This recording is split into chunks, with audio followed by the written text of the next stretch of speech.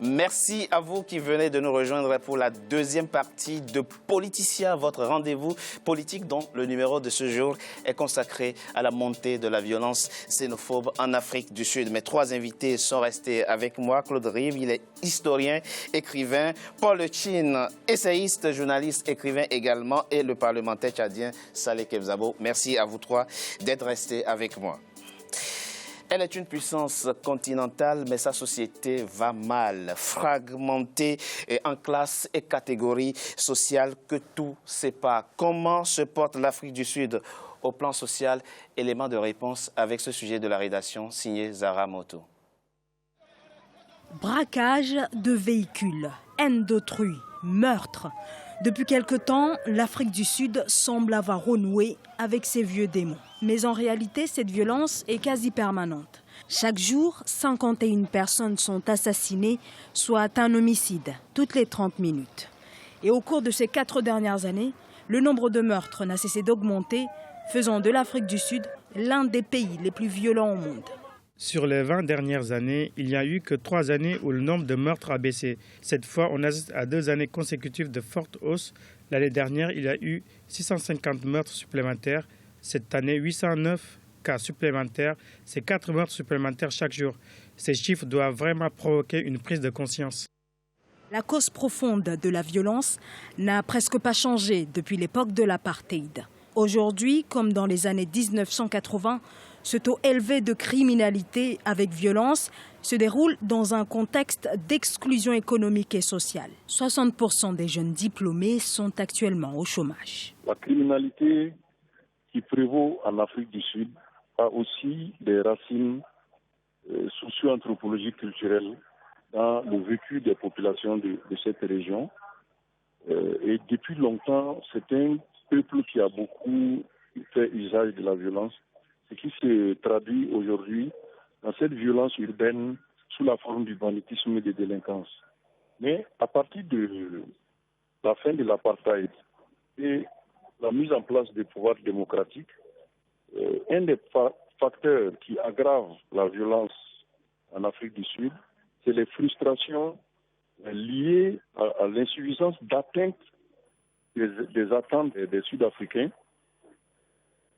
dans les réformes économiques et sociales qui auraient dû être faites par le régime de l'ANC et qui, en réalité, ne sont pas une réalité pour la plupart des Sud-Africains qui sont frappés par les inégalités. Dans ce pays où la répartition de la richesse est l'une des plus inégales au monde, beaucoup se tournent donc vers le crime. Au cours de ces 20 dernières années, de nombreuses stratégies de lutte contre la criminalité ont pourtant été mises en place. Mais pour certains, ces politiques publiques sont tout simplement inadaptées sur la question notamment du contrôle des armes. En effet, malgré la modification en 2004 de la législation sur le port d'armes à feu, leur circulation continue de s'opérer essentiellement dans les townships. La question des armes ne vient que s'installer sur le contexte social historique qui prévaut dans ce pays. À partir du moment où la violence est une donnée sociale importante, à partir du moment où tous les citoyens sud-africains ont conscience que l'homme doit avoir à se défendre souvent, les armes ne deviennent que l'instrument de cette protection, cette conception de la protection que les Sud-Africains ont. Donc effectivement, il y a une prolifération des armes légères, une circulation importante des armes que l'État ne pourrait contrôler. Il y a aussi, vous savez, cette institution du droit de réponse armée qui existe dans le droit sud-africain, où un individu peut prendre un permis et peut ouvrir le feu contre tous ceux qui violent son domicile privé. Donc ils ont une conception un peu vraiment extrême de cette protection que chaque individu devrait avoir et qui passe par les armes. La violence reste endémique, particulièrement au sein des couples et en politique. En tête des provinces les plus dangereuses, on retrouve le Natal, qui abrite la ville de Durban, suivi de près par le Gauteng, région de Pretoria. Et enfin, on retrouve le Cap occidental. Des grands centres urbains, là où la richesse est concentrée et où les disparités sont les plus importantes. Alors Claude Ribe, quelques chiffres pour commencer cette deuxième partie. L'Afrique du Sud, c'est environ 1 220 000 km², 55 millions d'habitants, mais c'est aussi le pays où l'espérance de vie varie en fonction de la couleur de la peau. 51 ans pour les Noirs, 71 ans pour les Blancs. Alors, quand vous avez une espérance de vie de 51 ans et que vous avez des difficultés d'accès au logement et à l'emploi, c'est réellement une source de frustration. C'est une évidence. C'est une évidence. Bon, l'Afrique du Sud est un pays à deux vitesses, un des pays les plus inégalitaires au monde. Je vais vous dire quelque chose. S'il vous plaît. Je suis à moitié creusois par ma mère et je passe une partie de mon temps dans un petit village du Limousin. Dans ce petit village, en France, oui. Dans ce petit village, nous avons 35 familles sud-africaines. 35. 35 familles dans un village de 2000 habitants. 35 familles. Mais ces 35 foyers sud-africains, ce ne sont pas des Noirs. Et ceux-là, ils n'ont pas de problème de violence, ils n'ont pas de problème d'argent. Et je peux vous dire qu'ils achètent toutes les maisons. Ils sont tranquilles. Donc, c'est évident. Mais comment expliquez-vous que les Blancs vivent 20 ans de plus que les Noirs? Mais simplement parce que, bon, vous imaginez bien que toute cette période où les gens, en fonction de leur couleur de peau, n'avaient rien, étaient dans la misère, étaient dans les bantoustans, vous imaginez bien que ça laissait des traces économiques.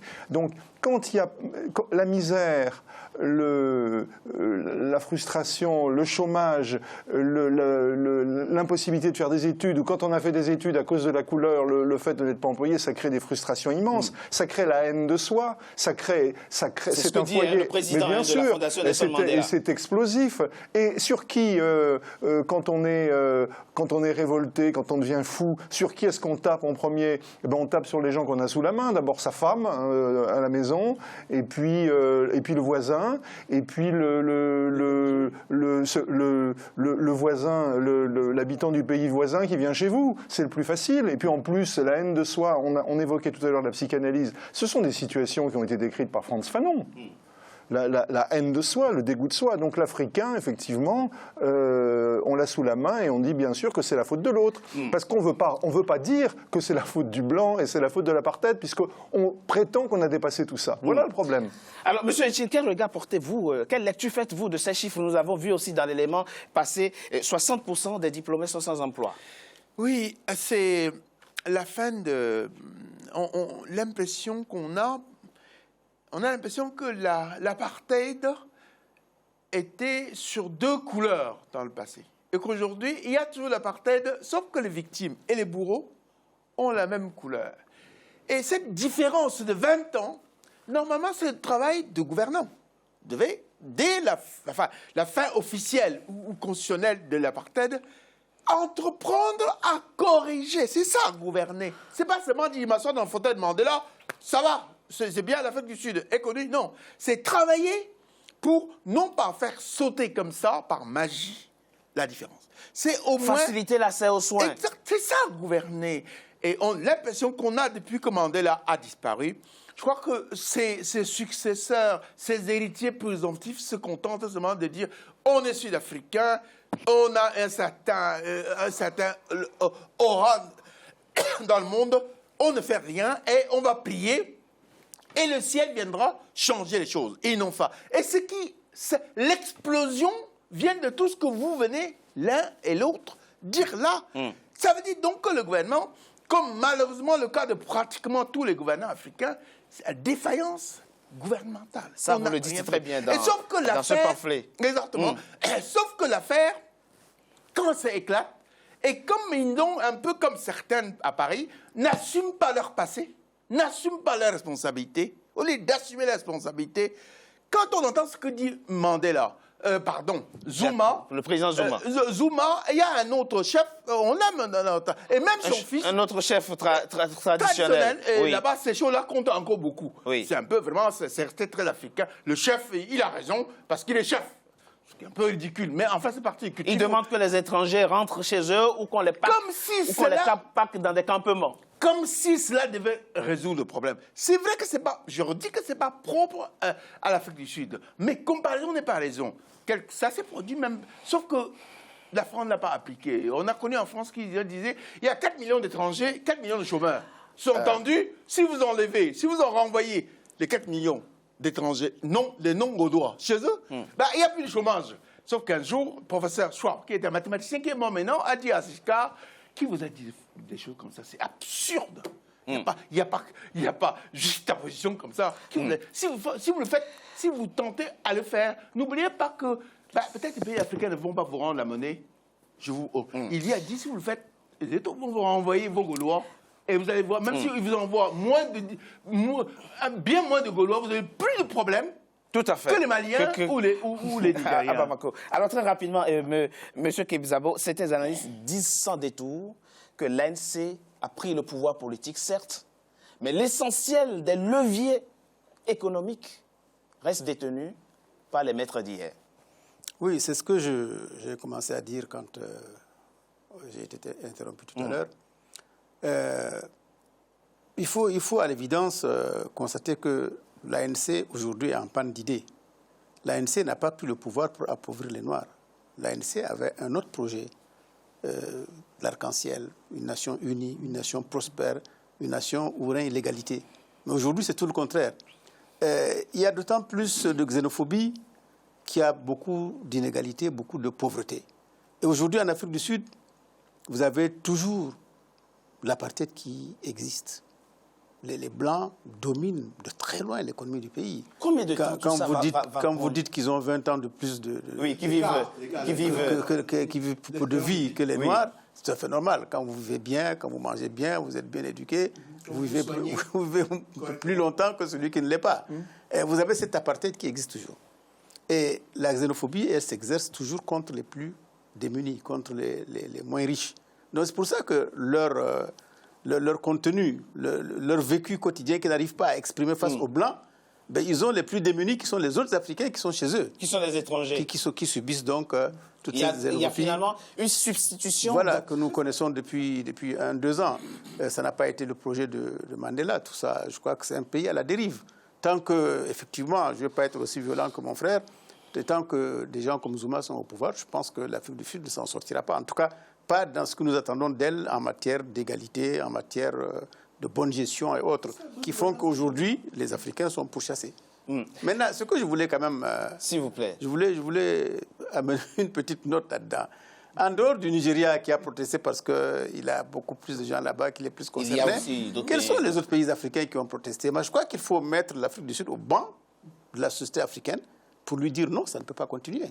Il faut que ça se fasse. Il faut que les hommes d'État africains, que les présidents et autres se réveillent, qu'ils disent que non, on ne peut pas accepter ça de l'Afrique du Sud. Et je vous dis pour finir qu'on n'a pas été très loin de ça aussi en Algérie. Il y a quelques semaines, l'Algérie a fait presque la même chose. Bon, l'Algérie, il n'y a pas eu de bastonnade et autres comme en Afrique du Sud, presque des bastonnades d'État. On a transvasé des milliers d'Africains noirs d'Algérie pour aller les déverser dans leur pays. Là aussi, personne n'a dit... Il n'y a pas eu de lynchage. Il y a eu le lynchage public. Il y a eu les policiers et autres qui ont maltraité ces gens-là. Pas avec l'envergure Puisque ce n'est pas une bastonnade de la population. Oui. Mais la police a très sérieusement malmené, torturé ces gens-là qui ont été renvoyés de chez eux. Quand ils sont installés, ceux qui ont été arrêtés à Alger et tout ça. Et on a les Africains n'ont pas réagi.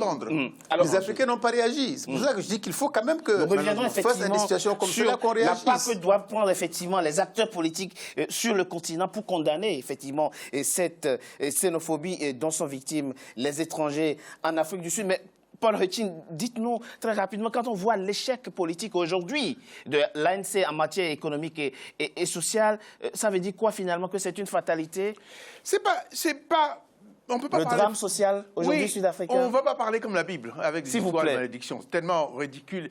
Il y a seulement que les gouvernants africains sont peut-être parmi les gouvernants les plus irresponsables. On parlait de l'Algérie. Oui. Pour Méditerranée, les migrants méditerranéens depuis. Ce petit livre dont il est question, là, 100 pages, où j'étais en colère, un livre un peu de colère. J'ai commencé depuis 2007, cette affaire-là, de faire mourir les Africains dans le désert ou les malmener quand ils prenaient d'assaut ce qu'on appelle les enclaves espagnoles, dont européens, en territoire marocain. Indépendant, s'il vous plaît, depuis 1956, il y a encore des morceaux de terre africaine qui appartiennent à l'Europe. Et ce qu'on a appelé l'Union africaine ou l'OUA, il n'y a pas... Regardez, on n'a pas eu de réaction. Les migrants qui meurent en Méditerranée, j'ai dit, deuxième cimetière marin. Le premier étant l'esclavage, la traite de l'esclavage. Personne n'a bougé. Pour revenir à l'Afrique du Sud, Monsieur Rachid, comment entrevoyez-vous aujourd'hui l'avenir? Est-ce qu'il faut s'attendre à ce que ces actes se multiplient à l'avenir pour finalement adopter la solution de la Namibie et du Malawi, pardon, qui va consister tout simplement à rapatrier ces ressortissants?